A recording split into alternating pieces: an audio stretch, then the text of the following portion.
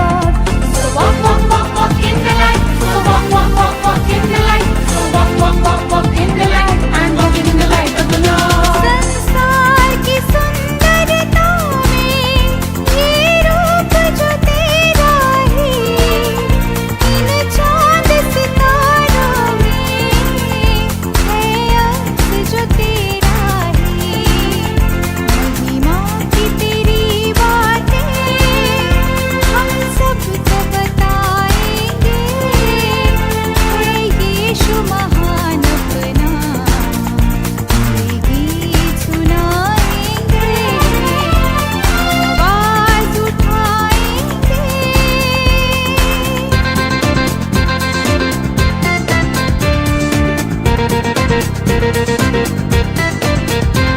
It's great day to love the Lord. It's great day to love the Lord. It's great day to love the Lord. Walking in the light of the Lord. So walk, walk, walk, walk in the light. So walk, walk, walk, walk in the light. So walk, walk, walk, walk in the light. And walking in the light of the Lord. दिल तेरा खजाना है, एक पाक मोहब्बत का, आह पा न सका कोई, सागर है तू उल्फत का।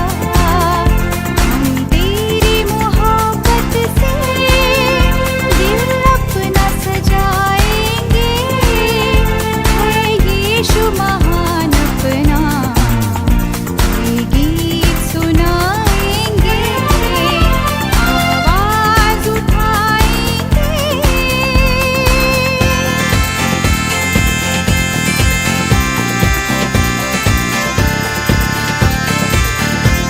ऐ लश्करों के रब अहद के संदूक, ऐ लश्करों के रब अहद के संदूक, तू हजारों हजारों में लौट के आ, लौट के आ।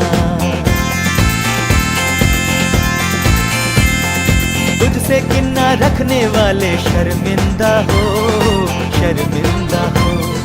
तेरे सारे बैरी अब तो परगंदा हो, परगंदा हो। ऐ लश्करों के रब अहद के संदूक, ऐ लश्करों के रब अहद के संदूक, तू हजारों हजारों में लौट के आ, लौट के आ। शैतान के सारे कैदी आजाद हो, आजाद हो। उसकी सारी छिपी चालें बर्बाद हो, बर्बाद हो, बर्बाद हो। ऐ लश्करों के रब अहद के संदूक, ऐ लश्करों के रब अहद के संदूक, तू हजारों हजारों में लौट के आ, लौट के आ। लश्करों के रब अहद के संदूक, ऐ लश्करों के रब अहद के संदूक, तू हजारों हजारों में लौट के आ, लौट के आ।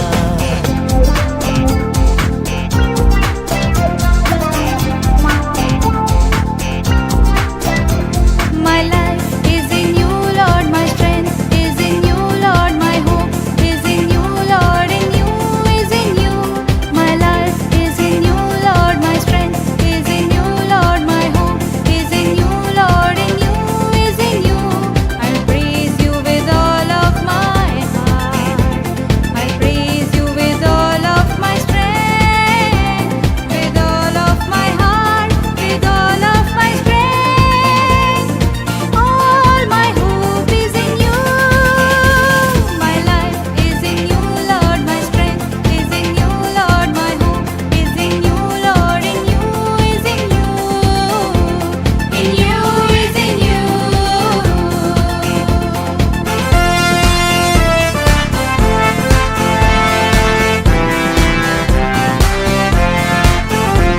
परमेश्वर की एक सेना इस देश में बढ़ती है, छुटकारा उसका गाना, हाथों में चंगाई, अनंत आनंद और मन में खुशी है। इस सेना में है मेरा भी एक नाम। परमेश्वर की एक सेना इस देश में बढ़ती है, छुटकारा उसका गाना, हाथों में चंगाई, अनंत आनंद और मन में खुशी है।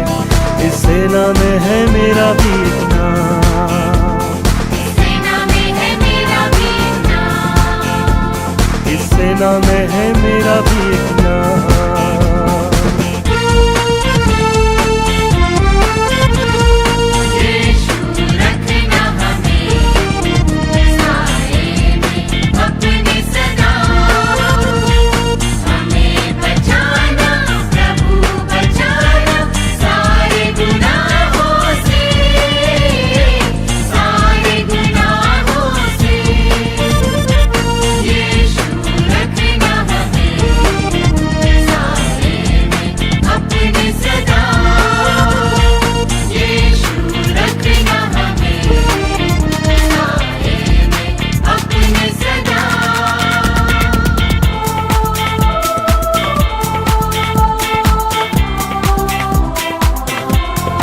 आए हैं हम तेरे चरणों में, लेकर हम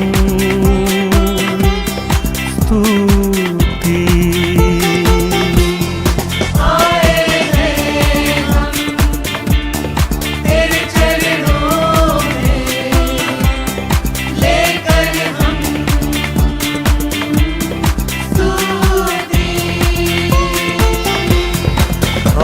हालेलुया,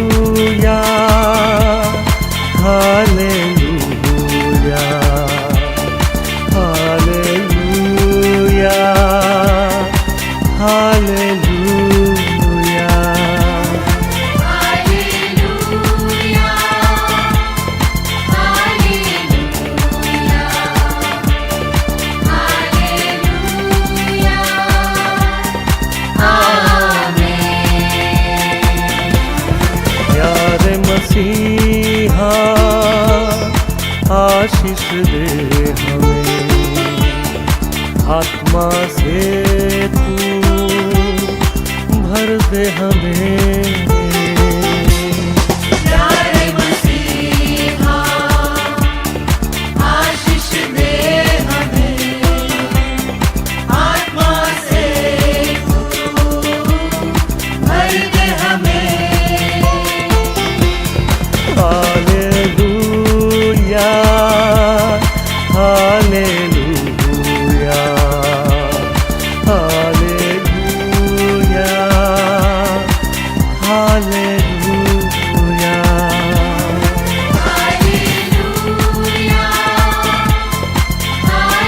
हालेलुया, हालेलुया, हालेलुया,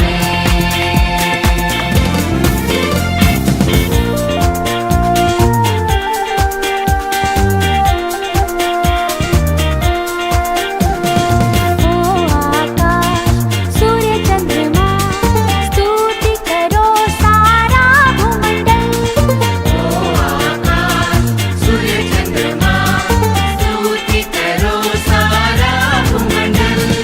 यीशु ने तुमसे प्रेम किया, तेरे लिए अपना प्राण दिया, नरक से आत्मा को बचा लिया, अनंत जीवन सबको दिया। ओ आकाश सूर्य चंद्रमा स्तुति करो सारा भूमंडल।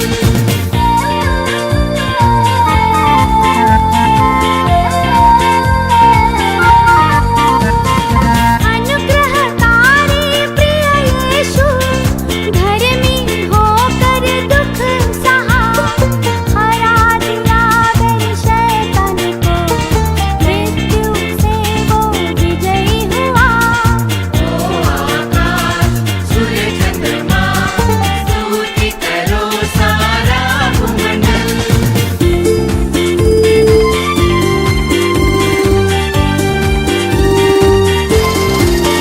नीले आसमां के पार जाएंगे, मेरा यीशु रहता वहाँ। नीले आसमां के पार जाएंगे, मेरा यीशु रहता वहाँ। हम मिलेंगे बादलों पर, हम मिलेंगे बादलों पर, देखेगा सारा जहां, नीले आसमां के पार जाएंगे, मेरा यीशु रहता वहां।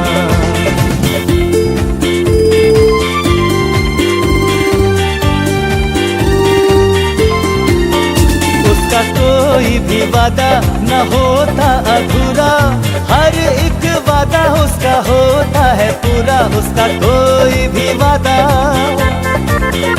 उसका कोई भी वादा न होता अधूरा, हर एक वादा उसका होता है पूरा। उसका कोई भी वादा,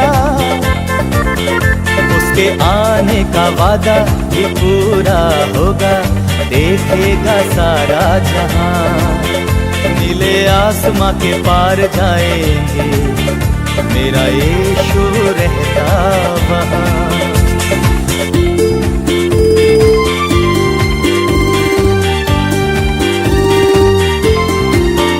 है विश्वास ये मेरा जो होगा पूरा, सपना है मेरा ना रहेगा अधूरा। है विश्वास ये मेरा, है विश्वास ये मेरा जो होगा पूरा, सपना है मेरा ना रहेगा अधूरा। है विश्वास ये मेरा, फिर संग हम रहेंगे अपने यीशु के, देखेगा सारा जहां, नीले आसमां के पार जाएंगे, मेरा यीशु रहता वहां।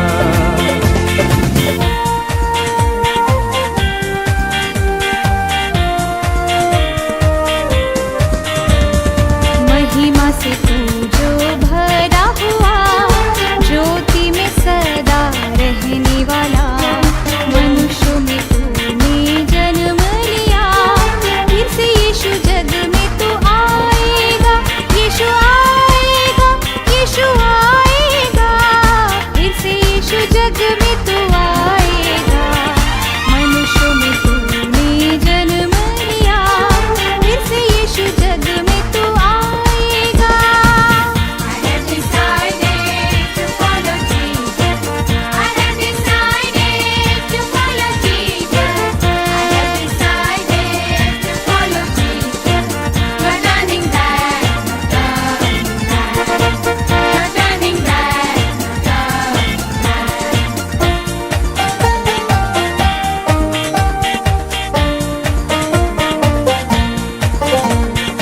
भूमि आकाश में समा न सका, मंदिरों में तू रह न सका, नम्र होकर चरनी में पैदा हुआ, मनों में हमारे घर तू बना, यीशु घर तू बना, यीशु घर तू बना, मनों में हमारे घर तू बना, नम्र होकर चरनी में पैदा हुआ, मनों में हमारे घर तू बना।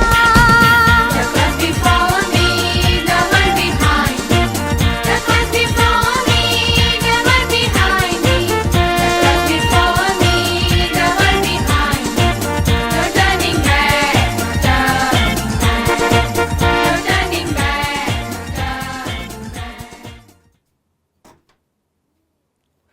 CNI ગુજરાત ડાયસિસ દ્વારા ચાલતા ઓનલાઈન ભક્તિ સભામાં આપ સર્વને ઈસુ ખ્રિસ્તના નામમાં પ્રેમથી આવકાર કરું છું.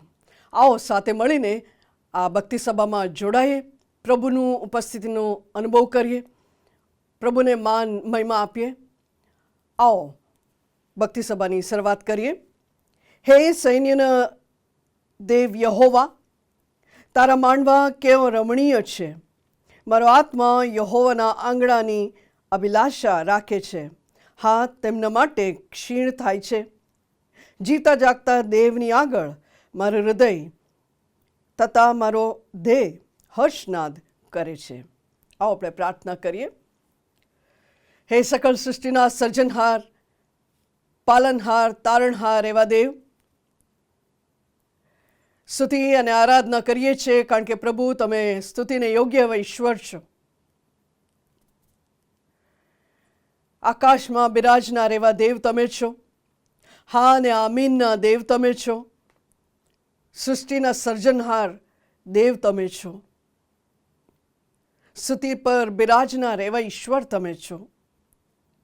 અમે સાથે મળીને આરાધના કરીએ ત્યારે પ્રભુ તમારા ઉપસ્થિતિનો અનુભવ કરી શકીએ, તમારા આત્માથી સત્યતાથી ભજન કરી શકીએ એવું તમે થવા દો.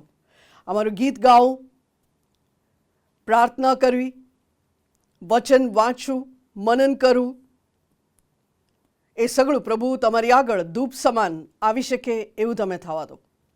પ્રભુ ઈસુ ખ્રિસ્તના નામમાં આમેન. આવો સ્તુતિના ગીતોમાં આપણે જોડાઈએ.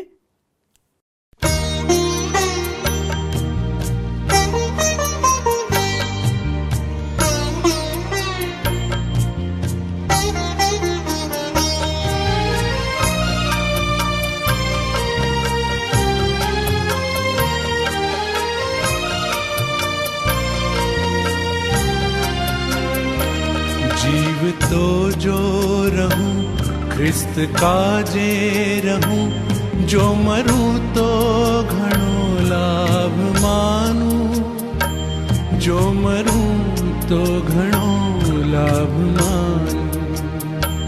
जीवવું ખ્રિસ્તના કામને કારણે, ખ્રિસ્તનું કામ છે હરખકારી. ખ્રિસ્ત ને માનતો હું રહું સર્વદા, ખ્રિસ્ત ને માનતો હું રહું સર્વદા. એ જ છે નિત્યનો નિયમધારી.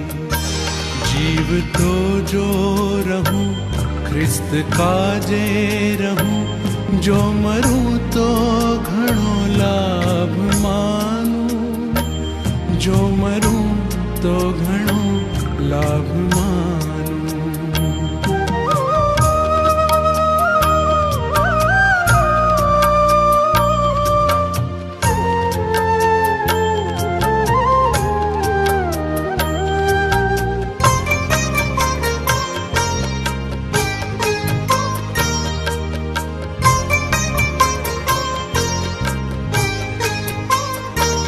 જો મરું તો મને લાભકારી થશે, કેમ કે હું જઈ ખ્રિસ્ત પાસે. નિત્યના જીવનો તાજ લઈ ધરું, નિત્યના જીવનો તાજ લઈ ધરું. સંતના સંગમાં સ્વર્ગવાસે. जीवतो जो रहूं ख्रिस्त काजे रहूं, जो मरूं तो घणो लाभ मानूं, जो मरूं तो घणो लाभ मानूं.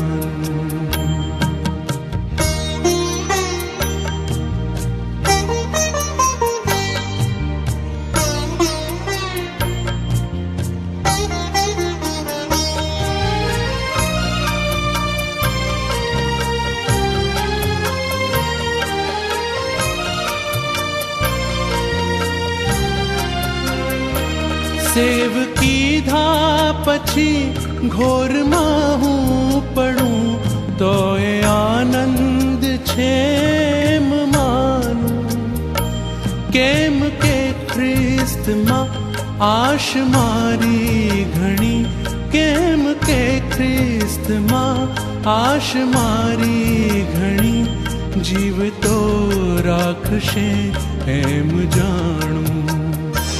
जीवतो जो रहूं ख्रिस्त काजे रहूं, जो मरूं तो घणो लाभ मानूं, जो मरूं तो घणो लाभ मानूं.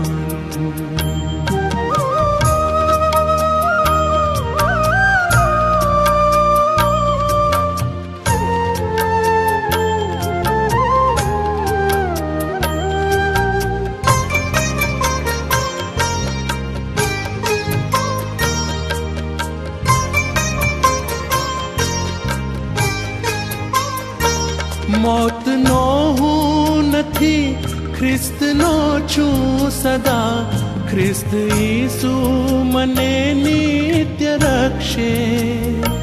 ઘોરથી ઉઠ્યો હું તણો દેવ જે, ઘોરથી ઉઠ્યો હું તણો દેવ જે, તેજ ઉઠાડતા જીવ બક્ષે. जीव तो जो रहूं ख्रिस्त काजे रहूं, जो मरूं तो घणो लाभ मानूं, जो मरूं तो घणो लाभ मानूं.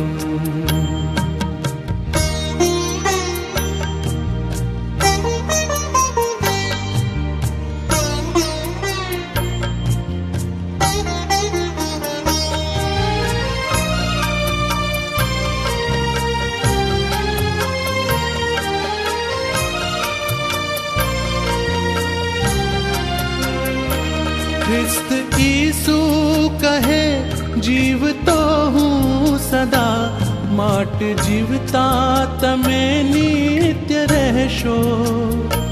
હું રહું ત્યાં તમે વાસ સૌ પામશો, હું રહું ત્યાં તમે વાસ સૌ પામશો, ને સદા સ્વર્ગમાં ભાગ લેશો. जीव तो जो रहूं ख्रिस्त काजे रहूं, जो मरूं तो घणो लाभ मानूं, जो मरूं तो घणो लाभ मानूं.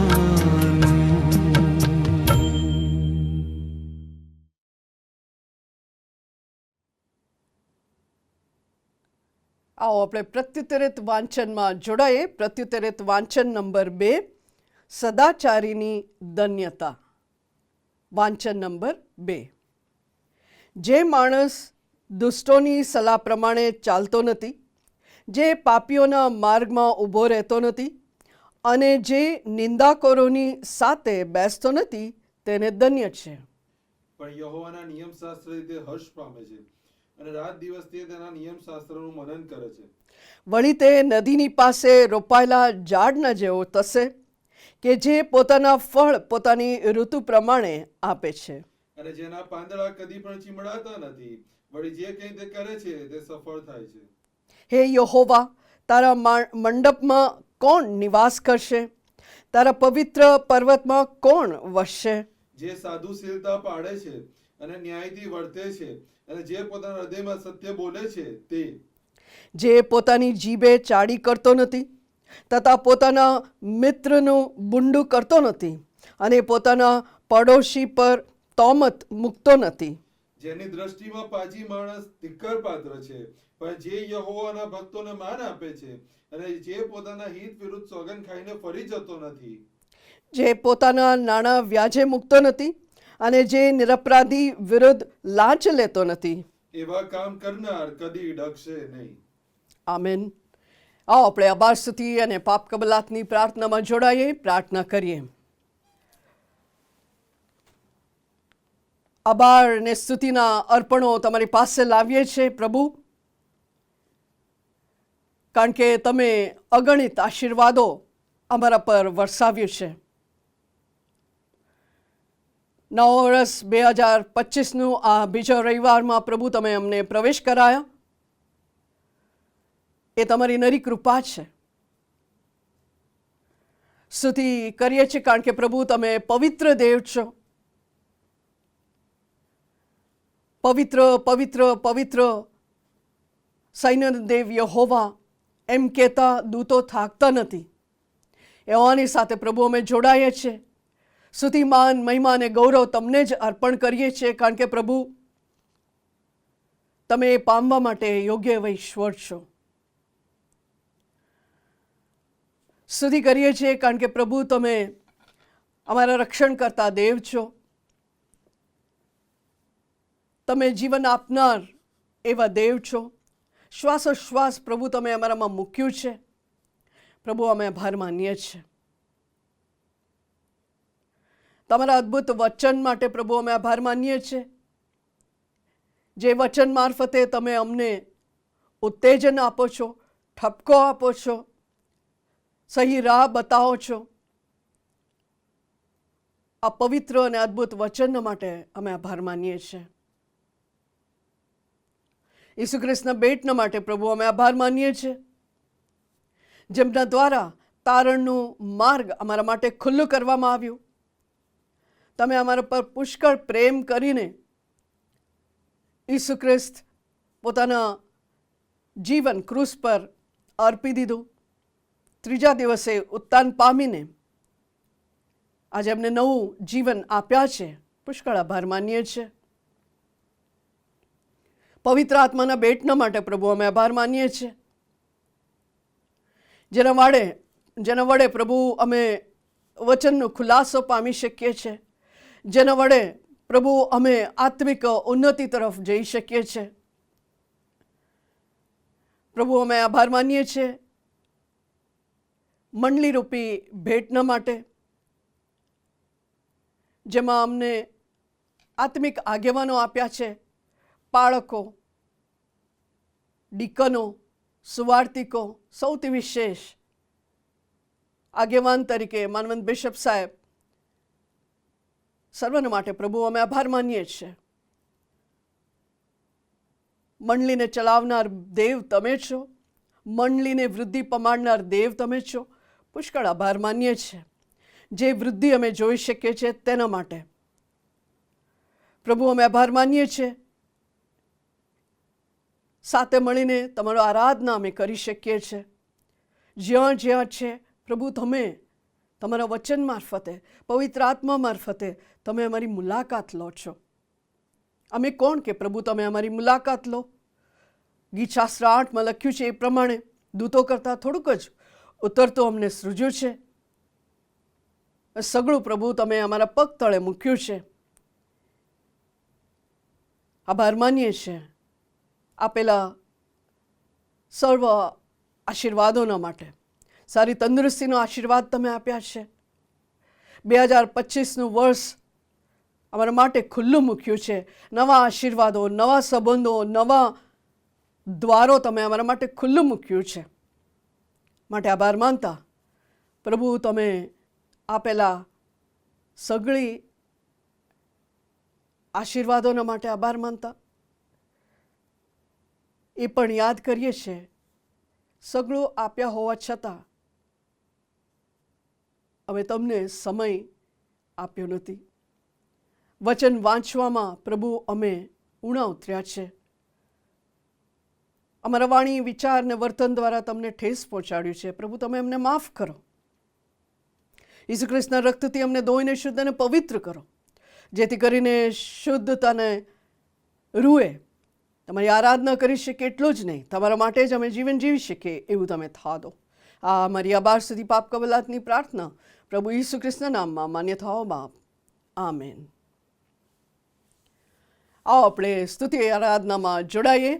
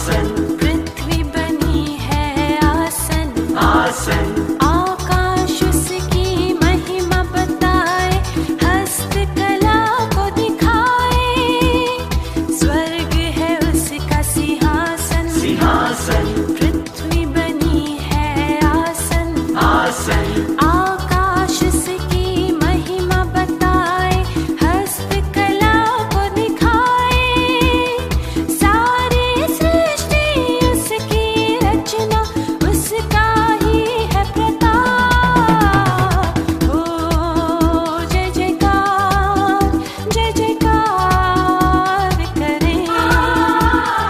ओ जय जयकार करें ओ जय जयकार करें ओ जय जयकार करें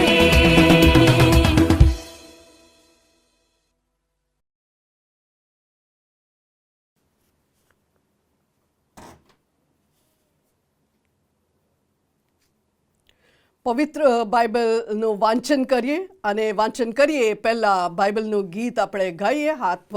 હાથમાં બાઇબલ ઊંચા કરીને આપણે આ ગીતમાં જોડાઈએ.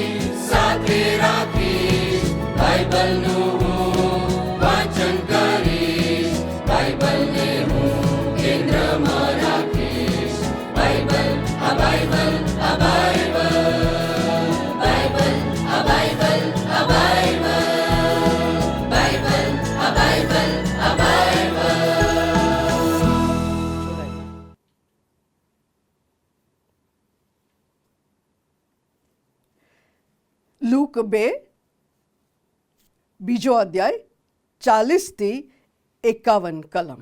લૂક 2 40-51.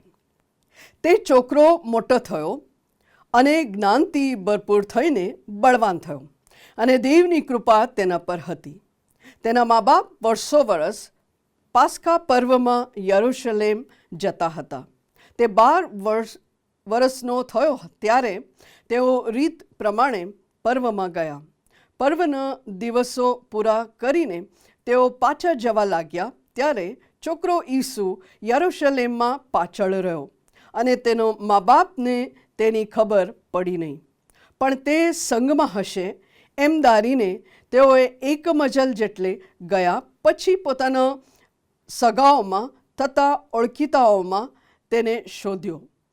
તે તેઓને જડ્યો નહીં. ત્યારે તેઓએ તેને શોધતા યરુશલેમ પાછા ગયા. 3 દહાડા પછી તેઓએ તેને મંદિરમાં ધર્મગુરુઓની વચમાં બેઠેલો તેઓનું સાંભળતો તથા તેઓને સવાલો પૂછતો દીઠો. જેઓએ તેનું સાંભળ્યું તેઓ બધા તેની બુદ્ધિથી તથા તેના ઉત્તરોથી વિસ્મિત થયા. તેને જોઈને તેઓ અચરતી પામ્યા. તેની માએ તેને પૂછ્યું કે, દીકરા, તું અમારી સાથે આવી રીતે કેમ વર્ત્યો? જો તારા બાપે તથા મેં દુઃખી થઈને તારી શોધ કરી. તેણે કહ્યું કે, તમે શા માટે મારી શોધ કરી? શું તમે જાણતા નહોતા કે મારા બાપને ત્યાં મારે હોવું જોઈએ? આ જે વાત તેણે તેઓને કહી તે તેઓ સમજ્યા નહીં. તે તેઓની સાથે ગયો અને નાસરત આવીને તે તેઓને આધીન રહ્યો અને તેની માએ એ સર્વ વાતો પોતાના મનમાં રાખી. આ પ્રભુનું વચન છે.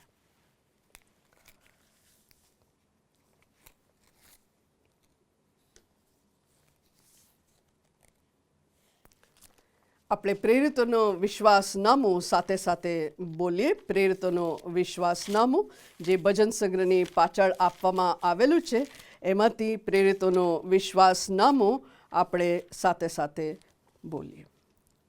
સર્વસત્તાધારી ઈશ્વર પિતા, આકાશ તથા પૃથ્વીનો કર્તા, તેના પર હું વિશ્વાસ કરું છું. વળી તેનો એકનો એક પુત્ર ઈસુ ખ્રિસ્ત આપણો પ્રભુ, તેના પર હું વિશ્વાસ કરું છું. તે પવિત્ર આત્મા દ્વારા ગર્ભે રહ્યો, કુંવારી મરિયમને ઉદરે જન્મ્યો, પોન્તિયસ પિલાતની હુકુમતમાં દુઃખ ભોગવ્યો, ક્રૂસે જડાયો, મરણ પામ્યો તથા દટાયો, અધસ્થાનમાં ઉતર્યો, તે ત્રીજે દિવસે મોયલામાંથી ઉત્થાન પામ્યો, સ્વર્ગમાં ચડી ગયો અને સર્વસમર્થ ઈશ્વર પિતાને જમણા હાથે બિરાજમાન છે. તે ત્યાંથી જીવતા તથા મોયલાઓનો ન્યાય કરવા સારો આવનાર છે. વળી પવિત્ર આત્મા પર હું વિશ્વાસ કરું છું અને પવિત્ર સાર્વત્રિક મંડળી, સંતોની સંગત, પાપોની ક્ષમા, દેહનું પુનરુત્થાન તથા અનંત જીવન, એ સર્વ હું માનું છું. આમેન. ભજન સંગ્રહની ગીતમાં જોડાઈએ.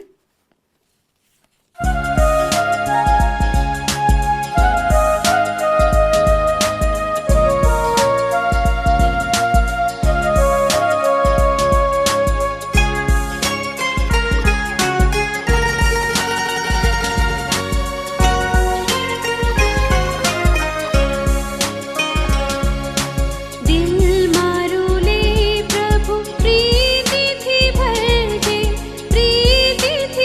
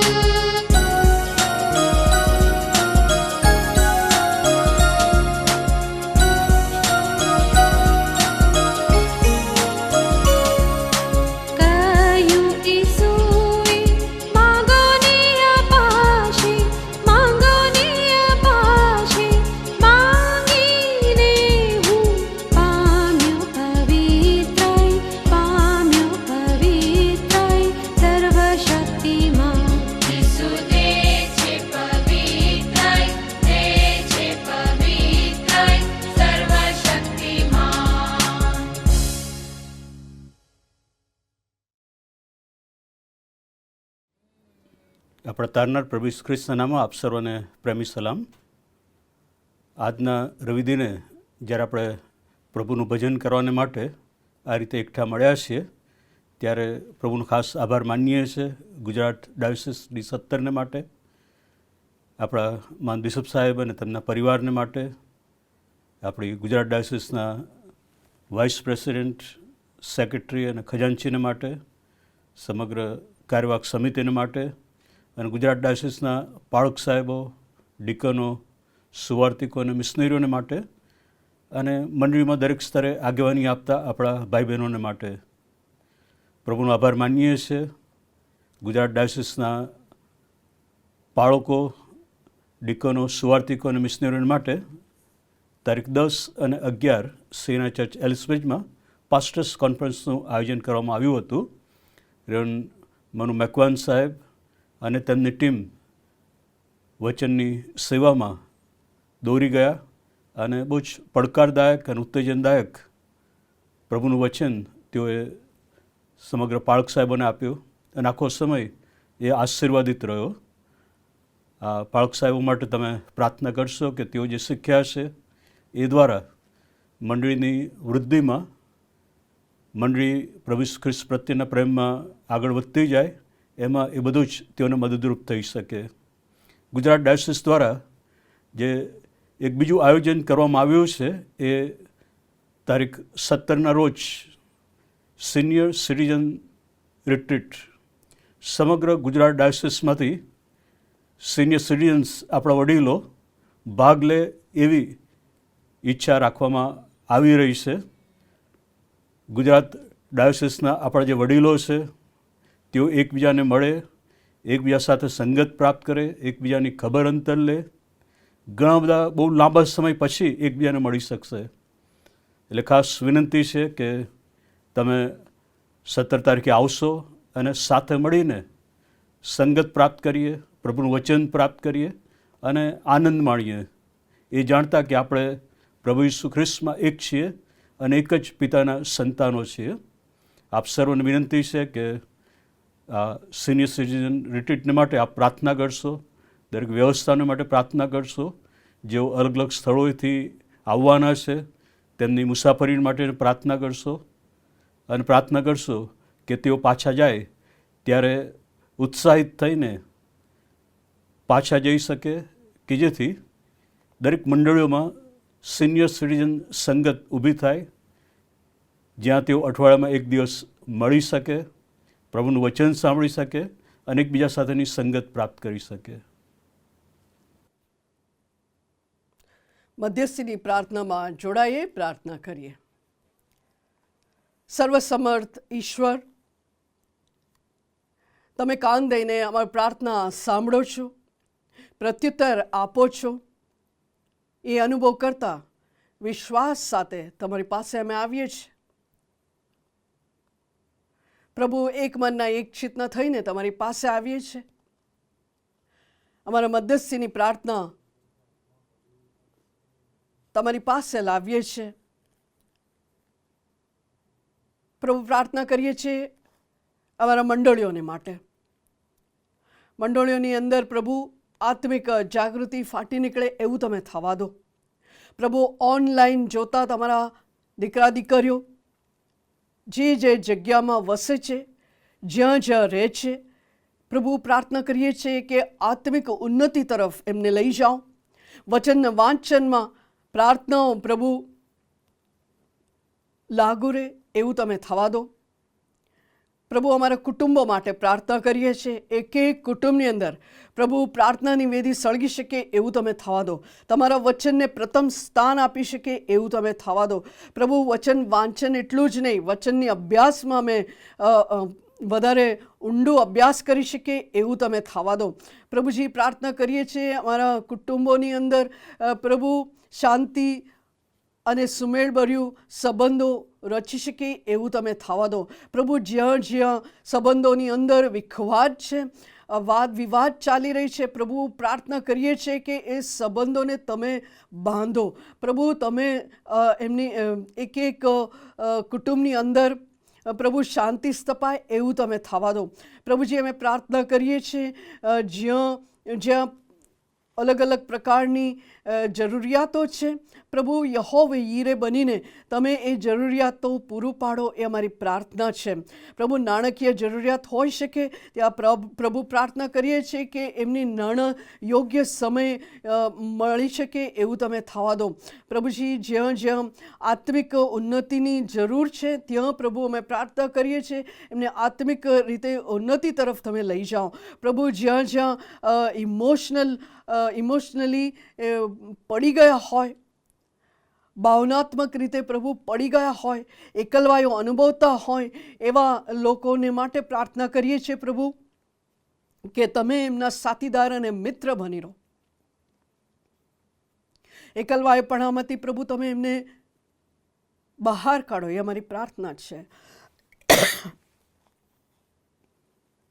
પ્રભુ અમે પ્રાર્થના કરીએ છીએ વૃદ્ધાવસ્થાની અંદર વિવિધ પ્રકારના જે માંદગીમાં સપડાયેલા તમારા લોકો માટે પ્રભુ પ્રાર્થના કરીએ છીએ તમારા ઘાયલ વિંદાયેલ હાથનો સ્પર્શ એમને થવા દો. સંપૂર્ણ સાજાપણું તમે એમને આપો એ અમારી પ્રાર્થના છે. માંદગીના બિછાનામાં પ્રભુ જે નકારાત્મક વિચારો એમના મનમાં આવે ત્યારે પ્રભુ પ્રાર્થના કરીએ છીએ એ દૂર કરીને તમારા વિચારોમાં વધારે સમય ગાળી શકે એવું તમે થવા દો. પ્રભુજી અમે પ્રાર્થના કરીએ છીએ આ સમયે જે વિશ્વની અંદર જ્યાં યુદ્ધ જેવી પરિસ્થિતિ છે એ પરિસ્થિતિને દૂર કરીને પ્રભુ શાંતિ સ્થાપો એ અમારી પ્રાર્થના છે. પ્રભુ અમે પ્રાર્થના કરીએ છીએ જ્યાં વિવિધ પરિસ્થિતિનો સામનો કરતા તમારા લોકો કદાચ સતાવણીના સમયમાં એ લોકો હશે એવા લોકોના માટે પ્રાર્થના કરીએ છીએ. પ્રભુ સતાવણીને સામનો કરવા માટે તમારા વિશ્વાસની અંદર દ્રઢતાથી લાગુ રહે એવું તમે થવા દો. પ્રભુજી તમારા બળ એમને આપો, તમારા સામર્થ્યથી એમને ભરપૂર કરો જેથી કરીને પ્રભુ સતાવણીના સમયોમાં પણ પ્રભુ વિજયવંત રીતે આગળ વધી શકે એવું તમે થવા દો. પ્રભુજી અમે પ્રાર્થના કરીએ છીએ અમારા દેશના માટે. અમારા દેશની અંદર પ્રભુ જે મુક્તપણે ભજન કરી શકે છે આભાર માનીએ છીએ. પ્રભુજી પ્રાર્થના કરીએ છીએ કે સુવાર્તા પ્રચાર કરનાર દરેક મંડળી માટે, દરેક સંસ્થા માટે કે પ્રભુ દૂર સુધી પ્રભુ તમારો સુસમાચાર પહોંચી શકે એવું તમે થવા દો. પ્રભુજી અમારા મંડળીઓ સુવાર્તા પ્રચારમાં આગળ વધે એવું તમે થવા દો. એને આડે આવતા સર્વ પરિબળોને ઈસુ ખ્રિસ્તના નામમાં અમે દૂર કરીએ છીએ. પ્રભુજી અમે પ્રાર્થના કરીએ છીએ 2025નું વર્ષ પ્રત્યેકના માટે, મંડળીઓના માટે પ્રભુ ચમત્કારનું વર્ષ બની રહે એવું તમે થવા દો. આત્મિક ઉન્નતિનું વર્ષ બની રહે એવું તમે થવા દો. આ વર્ષની અંદર પ્રભુ તમારા વચનને અધીન થવાનું આ વર્ષ અમારા માટે બની રહે એવું તમે થવા દો. પ્રભુજી અમે પ્રાર્થના કરીએ છીએ CNI ગુજરાત ડાયસિસના માટે, માનવંત બિશપ સાહેબના માટે, કાર્યક સમિતિના માટે પ્રભુ જે નિર્ણયો લેવાય છે એ નિર્ણયો દ્વારા પ્રભુ અમારા મંડળીઓ આત્મિક જાગૃતિ તરફ જઈ શકે એવું તમે થવા દો. પ્રભુજી પ્રાર્થના કરીએ છીએ અમારા સિનોડના માટે, મોડરેટર સાહેબના માટે, મોડરેટર સાહેબની જે એક્ઝિક્યુટિવ કમિટીના માટે જે નિર્ણયો લેવાય છે એના દ્વારા પ્રભુ અમારા દરેક ડાયસિસની અંદર પ્રભુ આત્મિક ઉન્નતિ અમે જોઈ શકીએ એવું તમે થવા દો. પ્રભુજી અમે પ્રાર્થના કરીએ છીએ અમારા દેશના માટે, અમારા વિશ્વના માટે પ્રાર્થના કરીએ છીએ કે પ્રભુ ઈસુ ખ્રિસ્તનું નામ દરેક લોકો ઓળખી શકે, જાણી શકે, ઈસુ ખ્રિસ્તને અંગત તારનાર તરીકે ઓળખી શકે, દરેક જીભ કબૂલ કરે કે ઈસુ ખ્રિસ્ત એ જ તારણહાર છે, દરેક ઘૂંટણ એમની આગળ નમે એવું તમે થવા દો. પ્રભુજી તમારો આવવું ખૂબ જ નજીક છે ત્યારે પ્રભુ દરેક મંડળી, દરેક લોક, તમારા નામથી ઓળખાતા લોક પ્રભુ ડાઘ અને કરચલી વિનાના હોઈએ એવું તમે થવા દો. તમારા આવવાના માટે પ્રભુ અમે તૈયાર હોઈએ એવું તમે થવા દો. આ અમારી મધ્યસ્થીની પ્રાર્થના તમારી પાસે લાવીએ છીએ ત્યારે પ્રભુ અમે ખાસ પ્રાર્થના કરીએ છીએ જે ડાયસિસની 17મી તારીખ જે સિનિયર સિટીઝન માટેનું કાર્યક્રમ રાખવામાં આવેલું છે. મોટી સંખ્યામાં સિનિયર સિટીઝન્સ ભાગ લઈ શકે એવું તમે થવા દો. પ્રભુ એ સભાઓને પ્રભુ તમે આશીર્વાદિત કરો. પ્રભુજી અમે પ્રાર્થના કરીએ છીએ કે એ સભા દ્વારા ઘણા બધા પ્રભુ એક નવું વિઝન પ્રાપ્ત કરે એવું તમે થવા દો. પ્રભુજી અમે પ્રાર્થના કરીએ છીએ આજનું જે વચન અમારી પાસે આવનાર છે એના માટે, એ વચન માટે અમારા મનને, અમારા હૃદયને તમે તૈયાર કરો.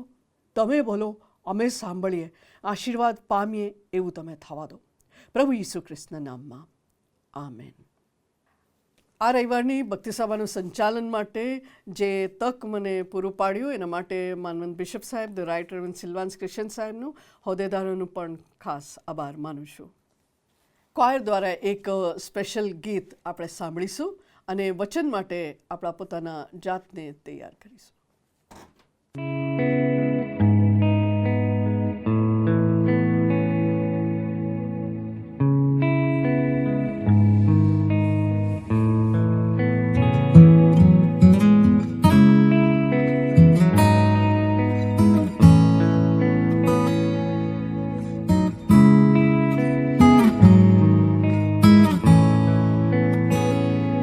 जीत लिया है मुझे तेरे प्यार ने, छू लिया है मुझे तेरी दया ने, ढूंढ लिया है मुझे तेरे अनुग्रह ने,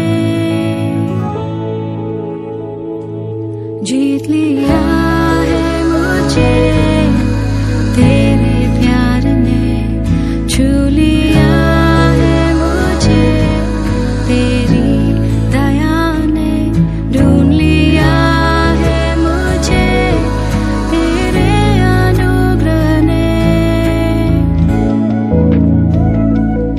ऐसा प्यार,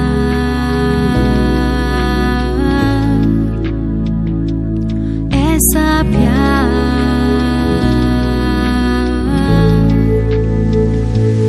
ऐसा प्यार, ऐसा प्यार है कहाँ, तेरी बाहों में आकर मैंने जाना,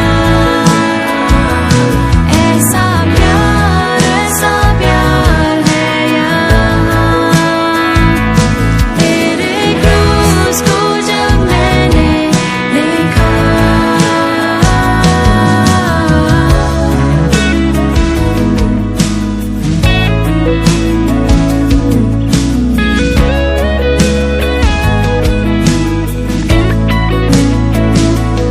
दुख उठाया किसने मुझे देने खुशी, दर्द सहा किसने मुझे देने चंगाई, घाव गहरे कितने मेरे पाप जितने, दुख उठाया किसने मुझे देने खुशी, दर्द सहा किसने मुझे देने चंगाई, घाव गहरे कितने मेरे पाप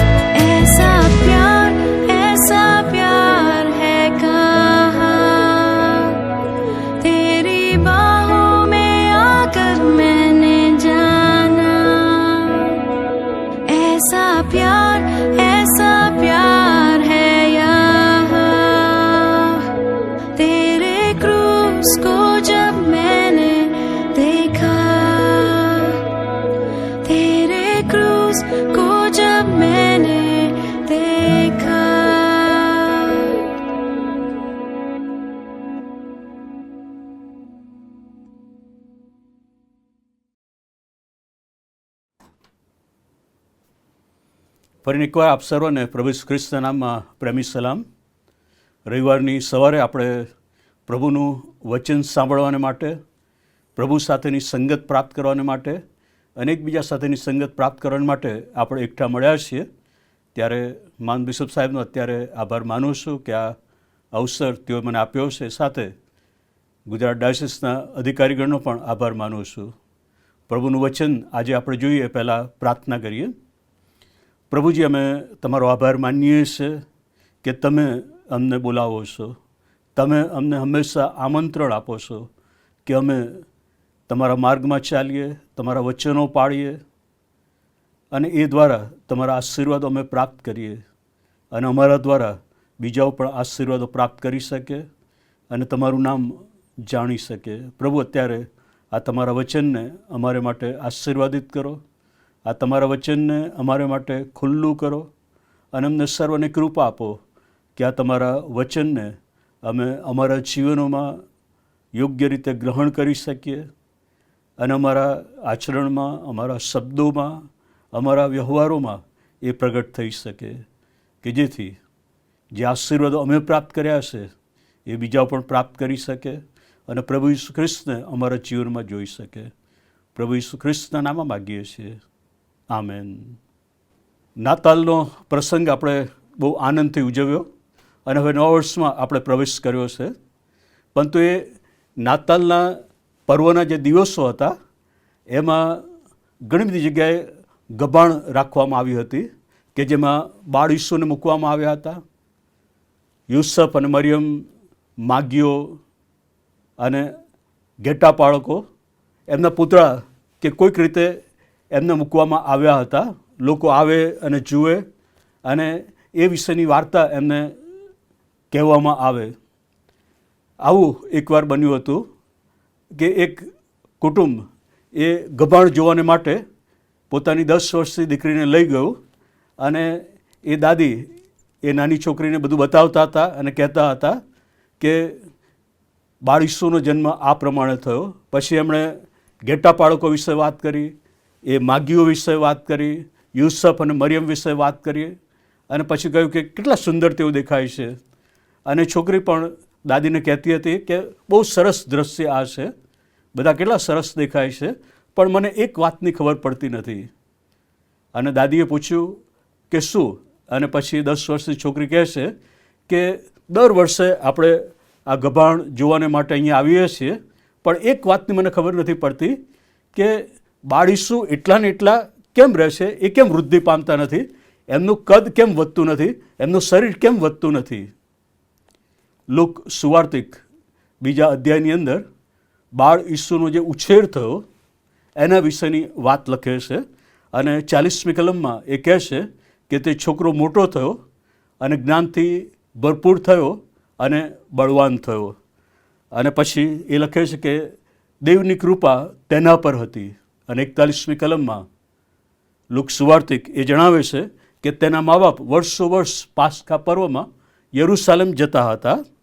તે 12 વર્ષનો થયો ત્યારે તેઓ રીત પ્રમાણે પર્વમાં ગયા. એ 41 અને 42મી કલમમાં જે લખવામાં આવેલું છે કે તેના મા બાપ વર્ષો વર્ષ પાસ્કા પર્વમાં યરૂશાલેમ જતા હતા અને પછી તે છોકરો 12 વર્ષનો થયો ત્યારે તેઓ રીત પ્રમાણે પર્વમાં ગયા. હવે એ જે બન્યું એનું બેકગ્રાઉન્ડ એ ઉપરની કલમમાં લખવામાં આવેલું છે, એટલે કે 40મી કલમમાં કે તે છોકરો મોટો થયો અને જ્ઞાનથી ભરપૂર થયો, બળવાન થયો અને દેવની કૃપા તેના પર હતી. જ્ઞાન વિશેની વાત ત્યાં લખવામાં આવેલી છે, દેવની કૃપા વિશેની વાત ત્યાં લખવામાં આવેલી છે.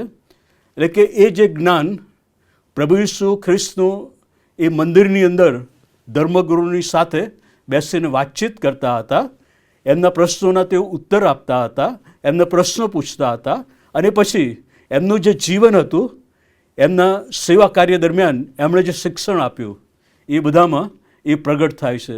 તો આ જ્ઞાન આવ્યું ક્યાંથી? કેવી રીતે આ જ્ઞાન એમને આવ્યું? કારણ કે તેઓ 100% મનુષ્ય હતા અને 100% ઈશ્વર હતા, પરંતુ જ્યારે આ પૃથ્વી પર તેઓ હતા ત્યારે તેમને એ જ્ઞાનની જરૂર હતી. તો એ જે જ્ઞાન હતું એ યુસફ અને મરિયમે એમને આપ્યું હતું.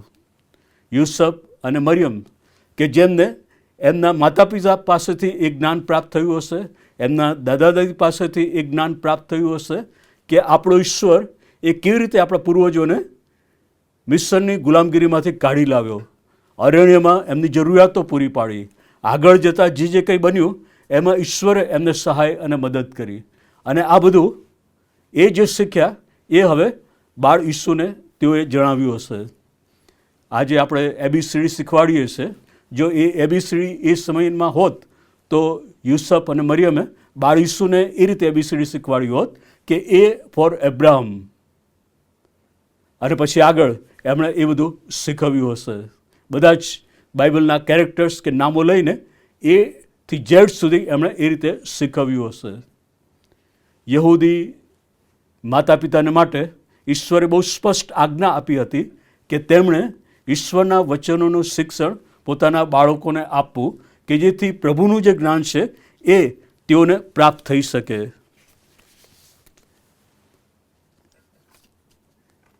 બહુ સ્પષ્ટ પુનર્નિયમ તેનો 6ઠ્ઠો અધ્યાય અને 6ઠ્ઠી કલમ, 11મો અધ્યાય 18થી 20 કલમ, 4થો અધ્યાય 9 અને 10 કલમ, ગીતશાસ્ત્ર 78, એમાં જણાવવામાં આવેલું છે કે તમારા બાળકોને તમે ઈશ્વરના વચનનું શિક્ષણ આપો.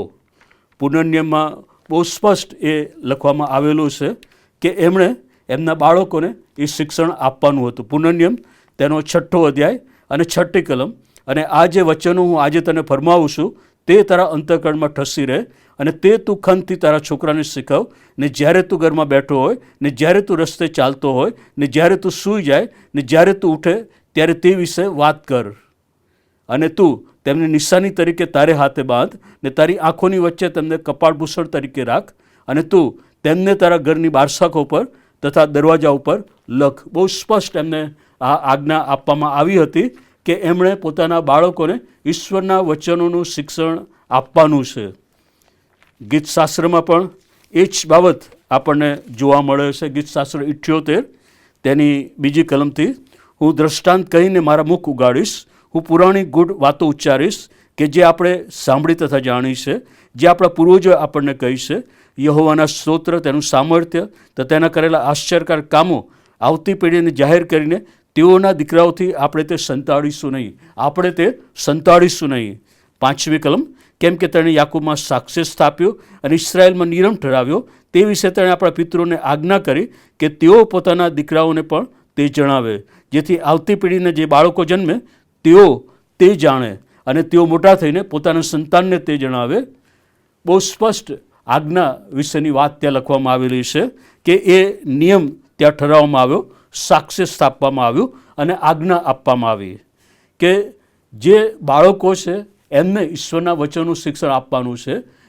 જે બાળકો જન્મવાના છે તેઓને પણ ઈશ્વરના વચનનું શિક્ષણ આપવાનું છે, અને એ મોટા થઈને પોતાના સંતાનોને ઈશ્વરના વચનનું શિક્ષણ આપે. અને પછી 7મી કલમમાં લખેલું છે કે જો મા બાપ દાદા દાદી ઈશ્વરના વચનનું શિક્ષણ તેમને આપશે તો એનું પરિણામ શું આવશે, જેથી તેઓ ઈશ્વરની આશા રાખે અને દેવના કામ વિસરી જાય નહીં અને તેની આજ્ઞાઓ પાડે. પરંતુ 8મી કલમમાં લખ્યું છે કે જો તેઓ ઈશ્વરના વચનનું શિક્ષણ નહીં આપે તો શું થશે? વળી પોતાના પિતૃના જેવી હઠીલી તથા ફિતુરી પેઢી કે જેઓએ પોતાનું હૃદય સિદ્ધ રાખ્યા નહીં અને પોતાનો આત્મા દેવ પર દ્રઢ રાખ્યો નહીં, તેમના જેવા તેઓ ન થાય. એટલે કે ઈશ્વરનું વચન બહુ સ્પષ્ટ છે કે ઈશ્વરના વચનોનું શિક્ષણ મા બાપે બાળકોને આપવાનું છે, જે યુસુફે અને મરિયમે બાળ ઈસુને આપ્યું. અને એટલા માટે ત્યાં લખવામાં આવ્યું છે કે તે છોકરો મોટો થયો અને જ્ઞાનથી ભરપૂર થઈને બળવાન થયો. જ્ઞાનથી ભરપૂર થઈને બળવાન થયો અને દેવની કૃપા તેના પર હતી. તમે ઈચ્છો છો કે તમારા બાળકો એ જ્ઞાનથી ભરપૂર થઈને બળવાન થાય અને દેવની કૃપા તેઓના પર હોય? તો સમય હજુ વીતી ગયો નથી. તમારા બાળકોને ઈશ્વરના વચનનું શિક્ષણ આપવાનું તમે શરૂ કરો, અને એ બાળકો મોટા થઈને ઈશ્વરની આજ્ઞાઓ પાડશે, ઈશ્વરને ભૂલી જશે નહીં, ઈશ્વરના માર્ગમાં ચાલશે, અને તમારે રડવાનો વારો નહીં આવે. મા બાપ અને દાદા દાદી માટે આજે ઈશ્વરનું વચન એ યાદ દેવડાવે છે કે શું તમે તમારા બાળકોને ઈશ્વરના વચનનું શિક્ષણ આપો છો? ફક્ત સન્ડે સ્કૂલ નહીં, ફક્ત દેવળમાં જ નહીં, પરંતુ ઘેર બેસીને એમને રોજ બાઇબલમાંથી વાર્તાઓ કહેવી જોઈએ. ઈશ્વર શું કરે છે, ઈશ્વર શું કરી રહ્યા છે અને ઈશ્વર શું કરશે, કેવા કેવા વચનો ઈશ્વરે આપણને આપેલા છે કે જે આપણને મુશ્કેલીભર્યા સંજોગોમાં, પ્રશ્નોમાં અને સમસ્યામાં મદદરૂપ થઈ શકે છે. આજે કેટલા મા બાપ પોતાના બાળકોને એમ કહે છે કે તમારે રોજ એક કલમ મોડે કરવી જોઈએ. આપણી પાસે બધી પુષ્કળ દલીલો હોય કે બાળકો કેવી રીતે શીખી શકે, બાળકોને ખબર પડતી નથી. બધું ઈશ્વરનું વચન આપણને જણાવે છે કે બાળક એ માતાના ગર્ભમાંથી શીખતું હોય છે. લુકની સુવાર્તા તેનો 1 અધ્યાય, અને ત્યાં મરિયમ એલિઝાબેથની પાસે જાય છે, એલિઝાબેથને સલામ પાઠવે છે, અને 1 અધ્યાય અને 44મી કલમમાં લખ્યું છે, કેમ કે જો તારી સલામનો અવાજ મારે કાને પડતા બાળક મારા પેટમાં હર્ખથી કૂદ્યું. એ સલામનો અવાજ સાંભળતા બાળક એ પેટમાં કૂદ્યું. વૈજ્ઞાનિકો અત્યારે ખોડી નાખ્યું કે બાળક માતાના ગર્ભમાંથી શીખે છે, પણ બાઇબલ એ ઘણા બધા વર્ષો પહેલાં આપણને આ જણાવે છે. જે બનાવ એ બની ગયો તે બાળક નાનપણથી જ શીખે છે, અને એને ઈશ્વરના વચનો શીખવવાની જવાબદારી મા બાપ અને દાદા તરીકે તમારી છે, કે જેથી બાળકો જ્યારે મોટા થાય ત્યારે આગળ જતાં આ દુનિયાના મોટા મોટા સ્થાનો તેઓ પ્રાપ્ત કરી શકે. પ્રભુ ઈસુ ખ્રિસ્ત મંદિરમાં ગયા, ધર્મગુરુઓને સવાલો કર્યા. એની પાછળનું કારણ આ જ હતું કે યુસફ અને મરિયમ એમણે બાળ ઈસુને વચનના શિક્ષણમાં દોરી ગયા, એમને વચનનું શિક્ષણ આપ્યું. જે કંઈ એ શીખ્યા હતા એ બાળ ઈસુને તેઓએ શીખવ્યું. આગળ જતાં આપણે એ જોઈએ છે કે યુસફ અને મરિયમ બાળ ઈસુને માટે એક ઉદાહરણરૂપ બની શક્યા, એક મોડેલ બન્યા. 41મી કલમમાં લખ્યું છે કે તેના મા બાપ વર્ષો વર્ષ પાસ્કા પર્વમાં યરૂશાલેમ જતા હતા, અને 42મી કલમ તે 12 વર્ષનો થયો ત્યારે તેઓ રીત પ્રમાણે પર્વમાં ગયા. તેઓ યરૂશાલેમ ગયા. હવે નાઝરેથ જ્યાં તેઓ રહેતા હતા એ ત્યાંથી 145 કિલોમીટર હતું, અને એ 4 દિવસ એ સમયે ત્યાં પહોંચતા લાગતા હતા. એ 4 દિવસની મુસાફરી આજના જેવી નહોતી. એ ખાડા ટેકરાઓ હોય, જંગલી પશુઓનો પણ ભય હોય, અને લૂંટારોનો અને ચોરોનો પણ ભય હોય. યુસફ એ ગરીબ હતો, છતાં પણ યુસફ અને મરિયમ બંને એ ધાર્મિક રીત પ્રમાણે યરૂશાલેમ વર્ષો વર્ષ જતા હતા, અને જે કંઈ લખવામાં આવ્યું હતું એ બધું તેઓ કરતા હતા. અહીંયા 7 વખત એ પ્રમાણે લખવામાં આવ્યું છે કે નિયમશાસ્ત્રમાં લખ્યું છે એ પ્રમાણે. યુસફ અને મરિયમે એ બાબત પકડી રાખી, અને જે કંઈ લખવામાં આવ્યું હતું, જે ધાર્મિક વિધિ હતી, એ બધી જ એમણે પરિપૂર્ણ કરી. લુકની લખેલી સુવાર્તા તેના 2 અધ્યાયમાં 21મી કલમ, 8 દાડા પૂરા થયા પછી તેની સુન્નત કરવાનો વખત આવ્યો. એટલે કે એ જે રિક્વાયરમેન્ટ હતી, જરૂરિયાત હતી, જે આજ્ઞા આપવામાં આવી હતી, એ તેઓએ ત્યાં પરિપૂર્ણ કરી. ત્યારબાદ બીજું 22મી કલમ, મૂસાના નિયમશાસ્ત્ર પ્રમાણે તેઓના શુદ્ધિકરણના દિવસો પૂરા થયા ત્યારે જેમ પ્રભુના નિયમશાસ્ત્રમાં લખેલું છે, ત્રીજી વખત, ચોથી વખત 24મી કલમ, પ્રભુના નિયમશાસ્ત્રમાં ફરમાવ્યા પ્રમાણે, અને 5મી વખત 27મી કલમ, તે આત્માની પ્રેરણાથી મંદિરમાં આવ્યો. બાળક ઈસુના સંબંધમાં નિયમશાસ્ત્રના વિધિ પ્રમાણે કરવા સારું તેના મા બાપ તેને માહે લાવ્યા. અને પછી 6ઠી વખત 39મી કલમ, પ્રભુના નિયમશાસ્ત્ર પ્રમાણે બધું કરી ચૂક્યા પછી તેઓ ગાલિલમાં પોતાના શહેર નાસરેત પાછા ગયા. અને 7મી વખત 41મી કલમ અને 42મી કલમ, કે જ્યાં નિયમશાસ્ત્ર લખવામાં આવ્યું નથી પણ નિયમશાસ્ત્રમાં લખેલું હતું એ પ્રમાણે 7 વખત એ લખવામાં આવેલું છે કે નિયમશાસ્ત્રમાં લખ્યા પ્રમાણે અથવા તો જણાવ્યા પ્રમાણે જે કંઈ વિધિ કરવાની હતી એ બધી એમણે કરી. જે કંઈ જરૂરિયાતો ધાર્મિક દૃષ્ટિએ યહૂદીઓની હતી એ બધું જ એમણે પરિપૂર્ણ કર્યું. બાળ ઈસુને માટે જે કંઈ કરવું જોઈએ એ બધું જ એમણે કર્યું. એની બરાબર એમણે કાળજી લીધી કે જે કંઈ લખવામાં આવ્યું છે એ તેઓ બધું જ બરાબર પાળે. યહૂદી પુખ્ત વયની વ્યક્તિને માટે વર્ષમાં 3 વખત યરૂશાલેમ જવું એ ફરજિયાત હતું. અને યુસફ અને મરિયમે એ કાળજી રાખી કે ઈસુ 12 વર્ષના થાય ત્યારે તેઓને યરૂશાલેમમાં લઈ જવા, કે જ્યાં તેઓ મંદિરમાં તેમને લઈ જાય. એટલે કે યુસફ અને મરિયમે બધી જ કાળજી રાખી અને બધું જ પાળ્યું. આજે આપણા કેટલા મા બાપ પોતાના બાળકોને બાપ્તિસ્મા કે એમના દ્રઢીકરણ માટેની કાળજી લે છે. કેટલા મા બાપ એ જાણે છે કે હવે સમય થઈ ગયો છે અને એમનું બાપ્તિસ્મા અને દ્રઢીકરણ થવું એ જરૂરી છે. ઘણી બધી એવી બાબતો છે, જેમ કે એ યહૂદી બાળકોને સભાસ્થાનમાં ઈશ્વરના વચનનું શિક્ષણ પ્રાપ્ત કરવા માટે મોકલવા એ જરૂરી હતું. અને યુસફ અને મરિયમે પણ બાળ ઈસુને સભાસ્થાનમાં ઈશ્વરના વચનના શિક્ષણને માટે મોકલ્યા હશે. અને બાળ ઈસુ એ સભાસ્થાનમાં આ બધું શીખ્યા હશે, જ્ઞાન તેઓએ પ્રાપ્ત કર્યું હશે. આજે હવે સન્ડે સ્કૂલની શરૂઆત થશે જાન્યુઆરી મહિનો, અને જાન્યુઆરી મહિનાના એન્ડમાં કે ફેબ્રુઆરીમાં બધી જ મંડળીઓમાં સન્ડે સ્કૂલની શરૂઆત થશે. આપણી મંડળીમાં જેટલા બાળકો છે એ બધા જ બાળકો શું સન્ડે સ્કૂલમાં આવે છે ખરા? કે પછી ઘણા બધા બાળકો એ ટ્યુશન ક્લાસીસને માટે જાય છે, અથવા તો કદાચ બીજું કંઈક કાર્ય કરતા હોય? યહૂદી બાળકોને માટે એ ફરજિયાત હતું કે તેઓ સભાસ્થાનમાં ઈશ્વરના વચનનું શિક્ષણ પ્રાપ્ત કરે. આપણા બાળકો શું કરે છે?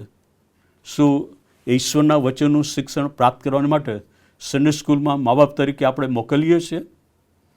એ બાળકો મોટા થાય અને પછી એ અવળા માર્ગમાં જતા રહે, ખરાબ રસ્તામાં જાય, એ પછી મા બાપ રડતા હોય છે.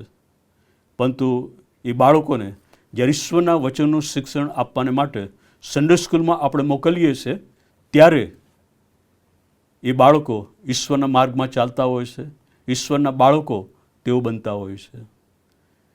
ટ્યુશન ક્લાસીસ કે બીજા કોઈ ક્લાસીસ એ બધા એક બહાના હોય છે. એ બધું દૂર કરીને પણ ઈશ્વરના વચનનું શિક્ષણ આપવાને માટે આપણે બાળકોને મોકલી શકીએ છીએ. જ્યારે મા બાપને પૂછવામાં આવે છે કે તમારા બાળકો સન્ડે સ્કૂલમાં કેમ આવતા નથી, તો ટ્યુશન ક્લાસની વાત હંમેશા કરવામાં આવતી હોય છે. એરિક લિડલ નામનો ઓલિમ્પિક ખેલાડી 1924ની અંદર ઓલિમ્પિકમાં એને રમવાની તક મળી. રવિવારનો દિવસ હતો અને એણે કહ્યું કે રવિવારના દિવસે હું નહીં રમું, કારણ કે રવિવારે મારે ચર્ચમાં જઈને મારા પ્રભુનું ભજન કરવાનું છે. એણે એ તક ગુમાવી દીધી એ સમય રમવાની, પણ પાછળથી એને બહુ મોટી તક મળી. એ જેણે ગુમાવ્યું હતું એના કરતાં એને વધારે પ્રાપ્ત થઈ શક્યું, કારણ કે સૌથી પહેલું સ્થાન ઈશ્વરને એણે આપ્યું. શું તમે આજે તમારા બાળકોને શીખવો છો કે ઈશ્વરને સૌથી પ્રથમ સ્થાન તમે આપો? સૌથી પ્રથમ તેના રાજ્યને તમે શોધો અને સગળાવવાના તમને આપવામાં આવશે. એ ટ્યુશન ક્લાસ એ દિવસનો ગુમાવી દેશે, પણ પ્રભુ એને જે જ્ઞાનથી ભરપૂર કરશે. એ ટ્યુશન ક્લાસમાં એને જે જ્ઞાન પ્રાપ્ત થયું છે એના કરતાં પણ સૌથી વિશેષ અને શ્રેષ્ઠ અને ઉચ્ચ જ્ઞાન હશે. આપણે એમ કહીએ કે બાળકો એ કેવી રીતે શીખી શકે, કેવી રીતે નાના બાળકોને સન્ડે સ્કૂલમાં મોકલી શકાય? પણ નાના બાળકો એ નાનપણથી જ શીખે છે, નાનપણથી ઈશ્વરના વચનો એમના મનની અંદર ઉપાઈ જાય છે અને તેઓ આગળ વધતા હોય છે. સ્કોટલેન્ડની અંદર આફ્રિકામાં જે મિશનરી મોકલવામાં આવ્યા હતા, તેઓ પોતાની મંડળીમાં પાછા આવ્યા અને આફ્રિકામાં જે કાર્ય થયું હતું એના વિશે તેઓ માહિતી આપતા હતા. અને થોડા લોકો એ દેવળમાં હતા, ઠંડી હતી, વરસાદ પડતો હતો, અને એમણે પડકાર આપ્યો કે આફ્રિકામાં મિશનરીઓની જરૂર છે. શું કોઈ આફ્રિકા આવશે? શું કોઈ આફ્રિકા મિશનરી તરીકે જશે? અને ત્યાં એકદમ શાંતિ છવાઈ ગઈ. મોટાભાગના બધા એ સિનિયર સિટીઝન્સ હતા કે જેઓ એટલી લાંબી મુસાફરી કરી શકે નહીં, મિશનરી કાર્યમાં જોડાઈ શકે નહીં. છતાં પણ એમણે એ પડકાર આપવાનું ચાલુ રાખ્યું કે આફ્રિકા કોણ જશે? જે પિયાનો વગાડતા હતા એમને મદદ કરવાને માટે એક નાનો બાળક ત્યાં બેઠો હતો. એ ઊભો થયો અને એણે કહ્યું કે હું આફ્રિકા જઈશ, હું મિશનરી બનીશ અને ત્યાંના લોકોને હું સુવાર્તા આપીશ. એ જે બીજ એના મનની અંદર સન્ડે સ્કૂલમાંથી રોપાયા હતા કે ઈશ્વરના વચનોનું શિક્ષણ આપણે બીજાઓને પણ આપવાનું છે અને બીજાઓને આપણે ઈસુ ખ્રિસ્ત વિશે જણાવવાનું છે. આ પડકાર આપવામાં આવ્યો. એ નાનો છોકરો ત્યાં ઊભો થઈને કહ્યું કે હું જઈશ અને પછી એ શિક્ષણમાં આગળ વધ્યો, એ મેડિકલ ડૉક્ટર બન્યો અને પછી એ આફ્રિકા ગયો અને ત્યાં એણે વૈદ્યકીય સેવાઓ આપી અને એનું નામ છે ડૉક્ટર ડેવિડ લિવિંગસ્ટન. અને એ જે નાનપણથી એમને શિક્ષણ પ્રાપ્ત થયું એ એમની સેવામાં એમને મદદે આવ્યું. એક ખાસ જાતિ કે જેના માટે તેઓ પ્રાર્થના કરતા હતા કે એ લોકો પ્રભુની પાસે આવે અને એક દિવસ એવું બન્યું કે એ જાતિના જે આગેવાન હતા એમણે એક પત્ર મોકલ્યો કે આજે રાત્રે અમે તમને મારી નાખીશું અને તમારા કમ્પાઉન્ડમાં છે એ બધાને અમે મારી નાખીશું. ડેવિડ લિવિંગસ્ટન જે નાનપણ શીખ્યા હતા પ્રાર્થના કરવાનું અને પ્રાર્થના કરવાનું એમણે શરૂ કર્યું અને પ્રભુને એમણે પ્રાર્થના કરી, પ્રભુ તમે અમારો બચાવ કરો. થોડા વર્ષો પછી ફરીથી પાછા એમના ચર્ચમાં એમને જવાનું થયું અને એ સમયે એમણે જે વાત સાંભળી એ આ જે આગેવાન હતા એમણે કહી એની સાથે બંધ બેસતી હતી. આ જે આગેવાન એ જાતિના કે એમણે કહ્યું હતું કે અમે તમને આજે રાત્રે મારી નાખીશું.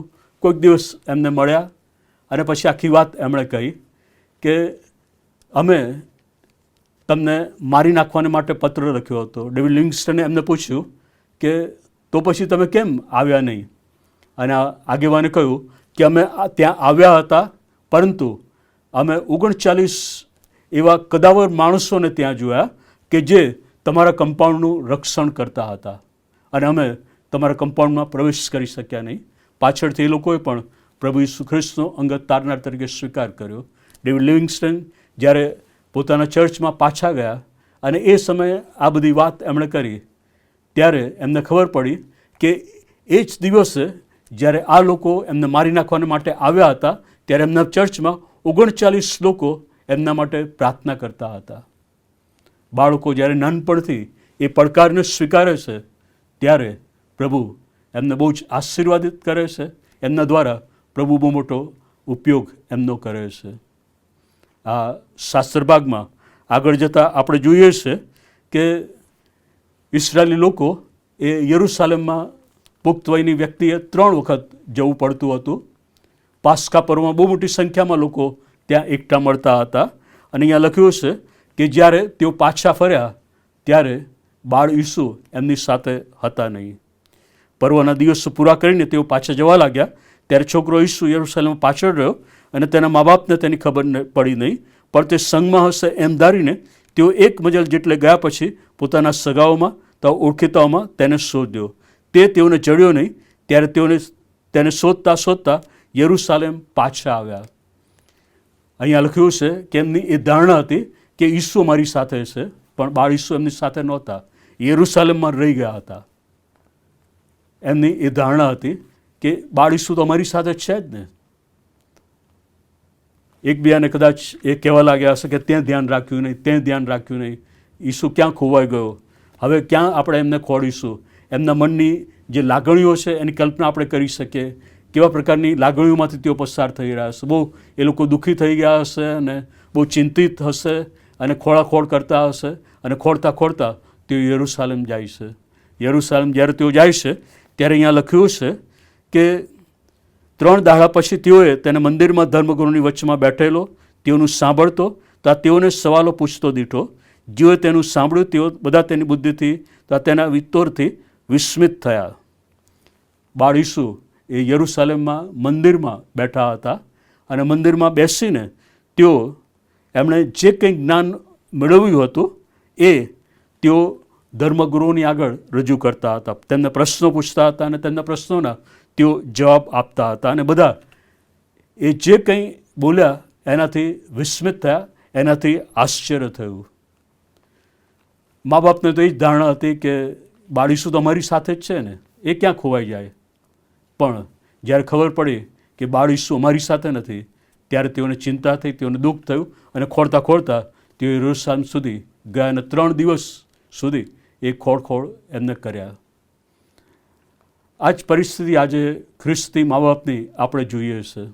કેટલા બધા ખ્રિસ્તી મા બાપ એવા છે કે જેમને ખબર નથી કે એમના બાળકો શું કરી રહ્યા છે, તેઓ ક્યાં જાય છે અને શું કરે છે, કેટલા વાગે તેઓ ઘેર પાછા આવે છે, એમના મિત્રો કોણ છે, એમની પરિસ્થિતિ કેવી છે, અને પછી છેલ્લે એ એવી પરિસ્થિતિ તરફ દોરી લઈ જાય છે કે જ્યાં મા બાપની આંખોમાં આંસુ હોય છે.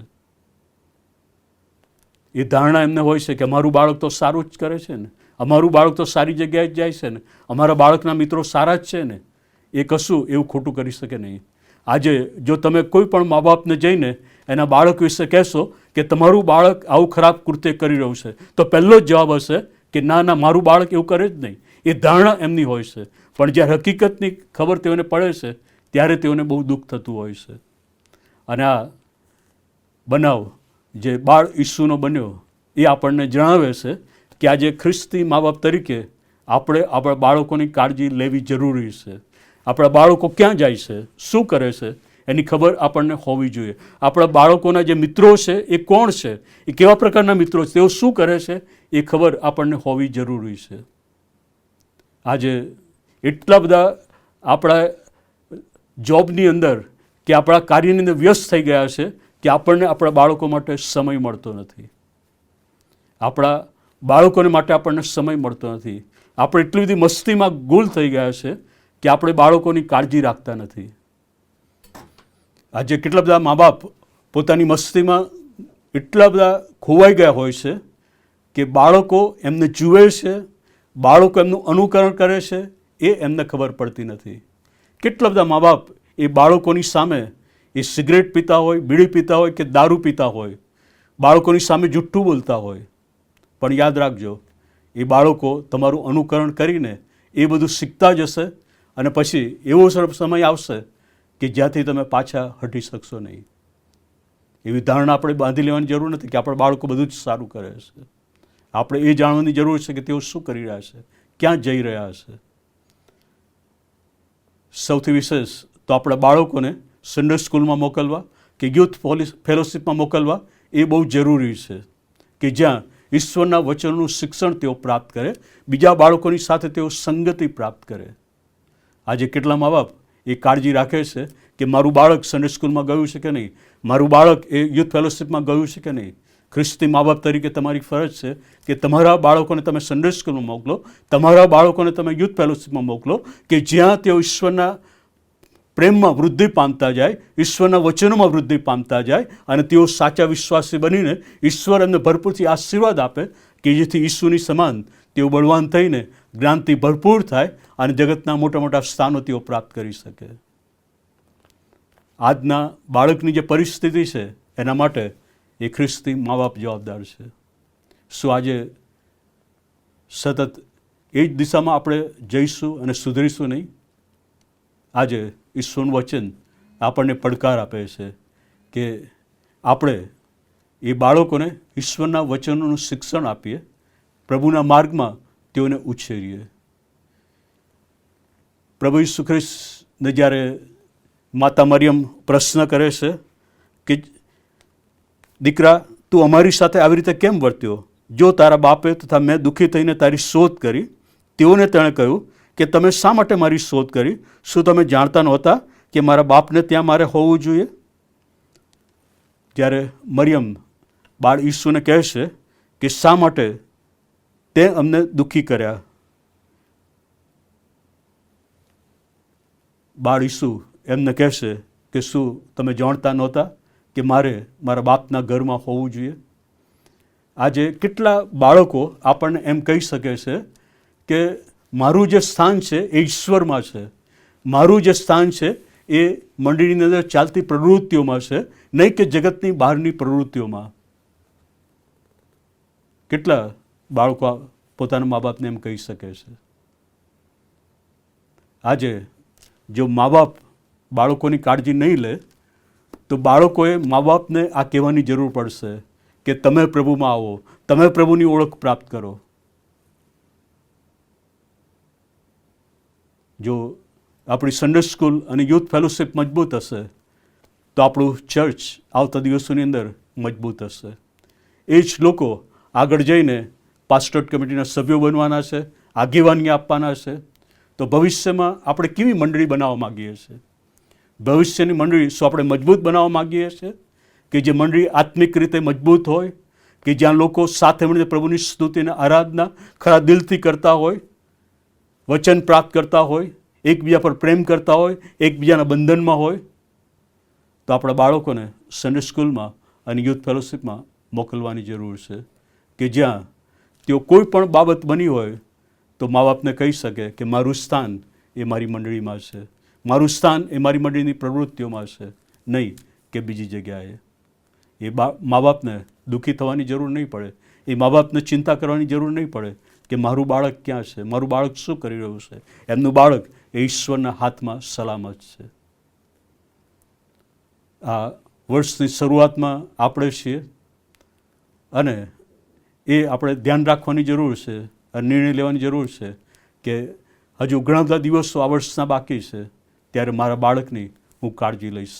મારા બાળક માટે ધારણા હું બાંધી નહીં લઉં, પણ પૂરેપૂરી હું કાળજી લઈશ કે તેઓ ક્યાં જાય છે, શું કરે છે, એમના મિત્રો કેવા છે, કેવા પ્રકારનો અભ્યાસ તેઓ કરી રહ્યા છે.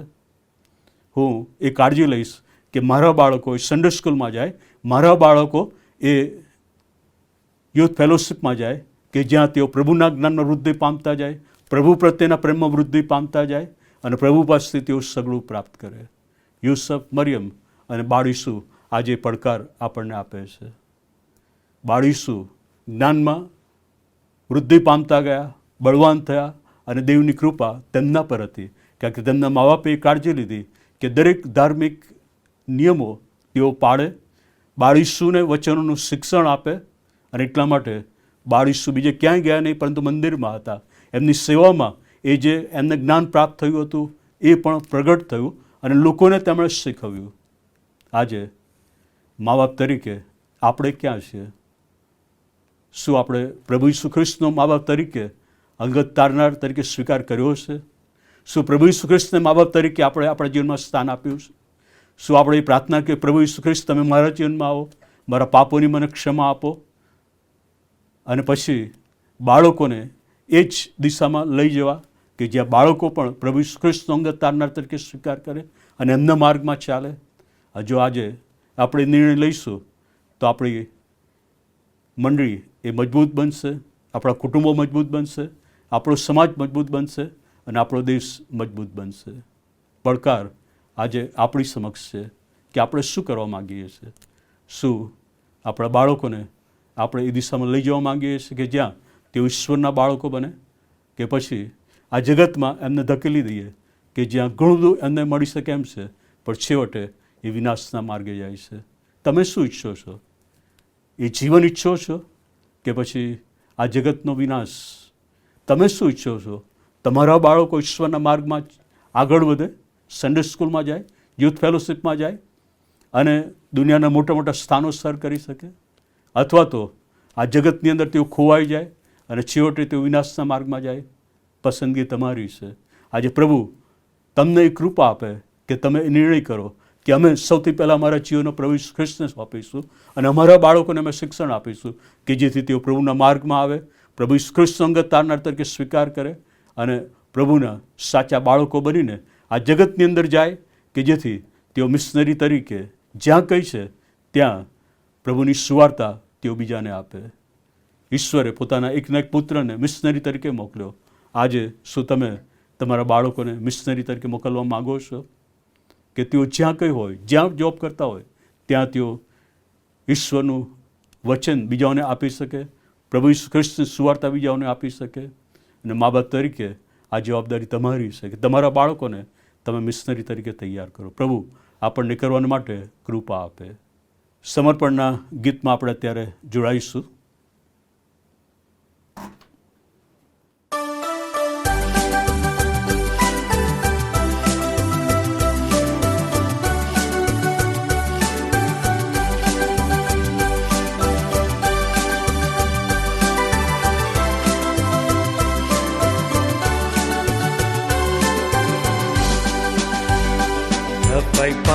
પામવા ખ્રિસ્તની પાસે આવ્યા છો, સફાઈ પામ્યા છું ખ્રિસ્તના લોહીથી. શું હાલ વિશ્વાસ પૂરો તે પર રાખો છો, સફાઈ પામ્યા છું ખ્રિસ્તના લોહીથી. નાયા છો લોહીમાં, સફાઈ પામ્યા છું ખ્રિસ્તના લોહીથી. શું તમારા વસ્ત્ર કલંકીના છે, સફાઈ પામ્યા છું ખ્રિસ્તના લોહીથી.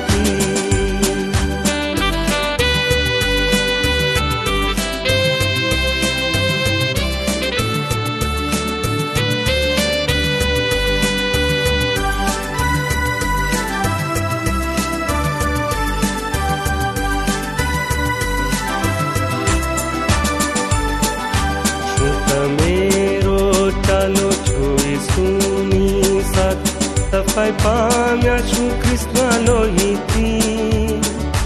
શું ઈસુ પર વિશ્વાસ રાખો છો દિન રાત, સફાઈ પામ્યા છું ખ્રિસ્તના લોહીથી. નાયા છો લોહીમાં, સફાઈ પામ્યા છું ખ્રિસ્તના લોહીથી. શું તમારા વસ્ત્ર કલંક વિના છે, સફાઈ પામ્યા છું ખ્રિસ્તના લોહીથી.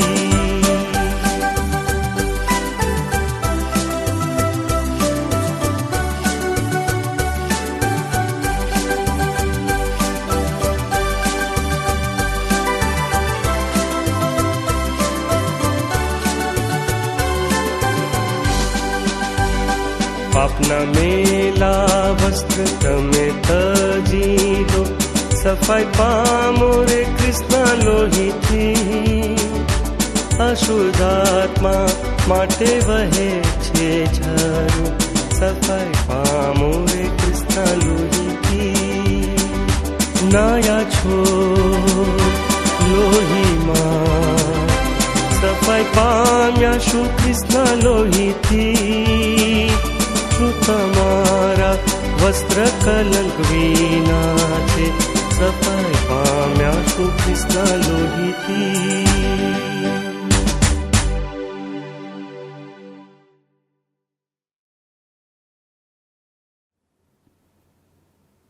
પ્રાર્થના કરીએ. પ્રભુજી, અમે તમારો આભાર માનીએ છીએ. તમારું વચન એ દરેક પ્રસંગો વિશે અમને જણાવે છે.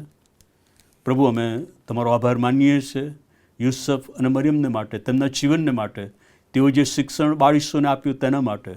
અને મા બાપ તરીકે, દાદા તરીકે અમારી પ્રાર્થના છે કે પ્રભુ, અમને એ જ કૃપા આપો કે અમારા બાળકોને અમે તમારા વચનનું શિક્ષણ આપીએ, તમારા માર્ગમાં તેઓને ઉછેરીએ, કે જેથી એ બાળકો તમારા સાચા બાળકો બની શકે અને વિશ્વાસી બનીને આ જગતમાં જ્યારે તેઓ જાય ત્યારે જગતની કોઈ પણ બાબતો તેમને લલચાવી શકે નહીં, જગતની કોઈ પણ બાબતો તેમને નિષ્ફળ કરી શકે નહીં, પણ તેઓ તમારી સફળતાને વિજય પ્રાપ્ત કરતા આગળ ને આગળ વધી શકે.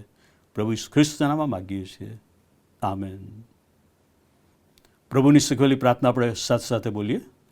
ઓ આકાશમાં મારા બાપ, તમારું નામ પવિત્ર મનાવો, તમારું રાજ્ય આવો, જેમ આકાશમાં તેમ પૃથ્વી પર તમારી ઈચ્છા પૂરી થાવ. દિવસની મારી રોટલી આજ અમને આપો, જેમ અમે અમારા ઋણને માફ કર્યા છે તેમ તમે અમારા ઋણને માફ કરો. અમને પરીક્ષામાં ન લાવો, ગુંડાઈથી મારો છૂટકો કરો, કેમ કે રાજ્ય, પરાક્રમ, તમયમાં સર્વકાળ સુધી તમારા છે. આમેન. હવે આપણા તારનાર પ્રભુ ઈસુ ખ્રિસ્તની કૃપા, ઈશ્વર પિતાનો પ્રેમ અને પવિત્ર આત્માનો આશીર્વાદ હમણાંથી હંમેશ સુધી આપણ સર્વની સાથે હોજો. આમેન.